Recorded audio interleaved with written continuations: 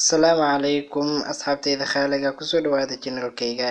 Maanta waxaan idiin soo gudbinayaa cashir aad iyo aad u muhiim ah kaasoo ku saabsan sideed sawiradaadii hore u soo ceshan kartaa, ama haddii aad sawiro waqti hore iska dileeday sideed haddii macnaha aad u baahato sideed u soo ceshan kartaa.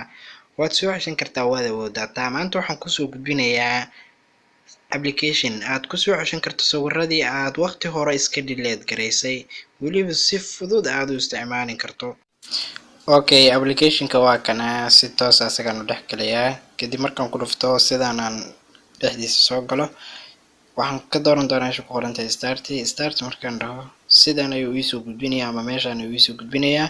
Waa kuwaana sawiradan aniga gallery-ga kuma jiraan, waa sawiro aan horey u delete gareeyay, waana tijaabiyey. Horey ayaan tijaabo u marsiiyey, waxaana jeclaaday inaan idiin soo gudbiyo. Waxaan filaa insha Allah inaad ka faa'iideysan doontaan, sawiradan aad dib ugu ceshan doontaan. Okay, waa kana. Marka sidaan ayuu noo soo saarayaa. Habkan markuu nagu soo muujiyay sawirada oo habkan nagu soo muuqdaan, waxaan sameynaynaa waxa loo yaqaano si aan ayaga dhan u doorano. meeshaan ama flags ayaan ku dhufanaya. Kadib waxaan dooran doonaa select all.